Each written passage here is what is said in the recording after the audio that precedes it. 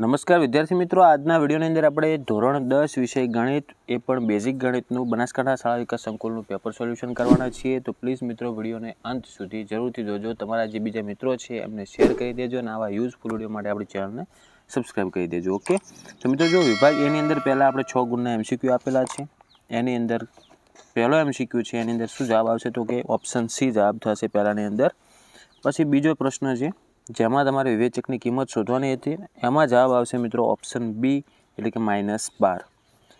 પછી આગળ ત્રીજો પ્રશ્ન છે જેમાં તમારે સમાંતર શ્રેણીમાં D = 5 આપેલ હતા, તો સમાંતર શ્રેણી માટે 18મા પદમાંથી 13મું પદ બાદ કરવાનું હતું, તો એનો જવાબ થશે ત્રીજાની અંદર સી એટલે કે 25 જવાબ થાય એનો. પછી ચોથો પ્રશ્ન છે PMNનું ઉગમ બિંદુથી અંતર ખાલી જગ્યા થાય, તો એ સૂત્ર જ છે ઉગમ બિંદુથી અંતરવાળું કે વર્ગમૂળની અંદર m² + n² એટલે બી જવાબ આવશે ચોથામાં. હવે જો પાંચમો આગળ કે cos4 θ - sin4 θ, તો એનો જવાબ થશે ઓપ્શન સી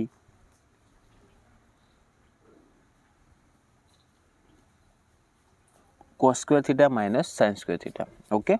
પછી છઠ્ઠો પ્રશ્ન છે સામાન્ય રીતે કોઈપણ આવૃત્તિ વિતરણ માટે બહુલક માઇનસ મધ્યસ્થ બરાબર ખાલી જગ્યા પછી મધ્યસ્થ માઇનસ મધ્યક, તો એમાં ઓપ્શન બી જવાબ આવશે એટલે કે 2 જવાબ આવશે. 2 ગુણ્યા કૌંસની અંદર મધ્યસ્થ ગુણ્યા મધ્યક આનું સૂત્ર થાય છે, તો ઓપ્શન બી એનો જવાબ થશે.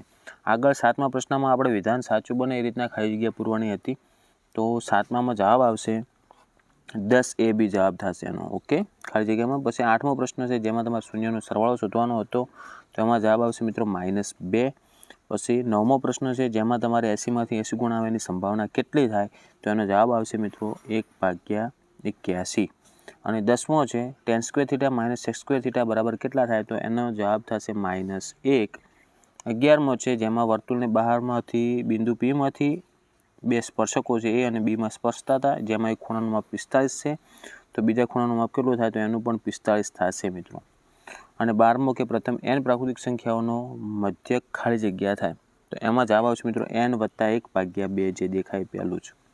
ઓકે, હવે આગળ પાછા વિધાન ખરા ખોટા બને એ રીતના આપણે જોવાના છે 13, 14, 15 અને 16.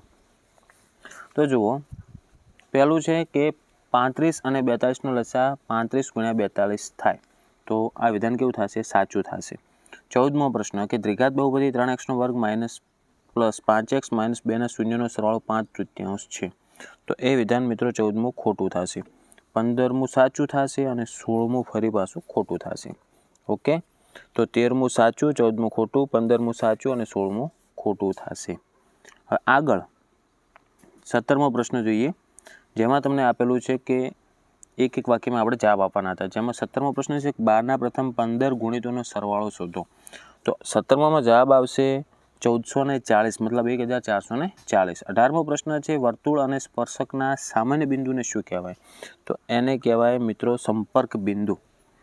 પછી 19મો છે જો PA - PA = 0.2 હોય તો PA શોધો, તો એની અંદર મિત્રો PAની કિંમત થશે 0.6. ઘણા વિદ્યાર્થીઓ 0.8 કરીને આવ્યા છે, પણ એનો સાચો જવાબ થશે 0.6.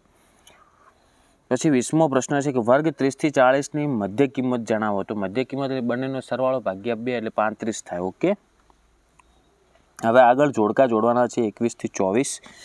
તો એમાં પહેલું જો 21માં શું પૂછેલ છે કે શંકુનું ઘનફળ, તો શંકુનું ઘનફળ થશે મિત્રો સૂત્ર એનો જવાબ આવે બી કે 1/3 πr² h.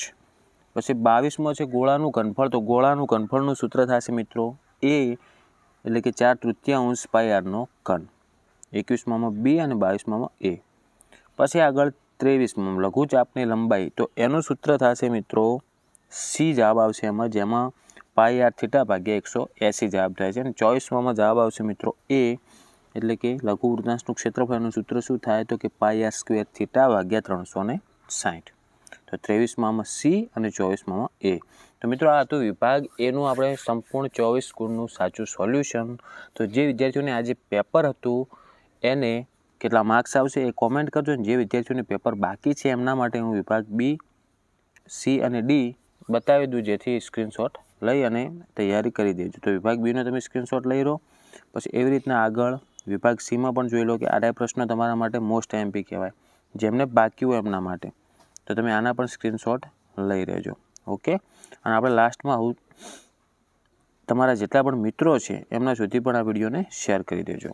ઓકે, તો મિત્રો આશા રાખું છું કે આ વિડીયો તમને ખૂબ જ ઉપયોગી બન્યો છે. તો વિડીયોને લાઇક કરી દો, તમારા બીજા મિત્રોને શેર કરી દો, અને આવા યુઝફુલ વિડીયો માટે આપણી ચેનલને સબસ્ક્રાઈબ કરી દો. હવે મળીશું આપણે નેક્સ્ટ વિડીયોમાં. Thank you so much for watching my videos. Thank you so much.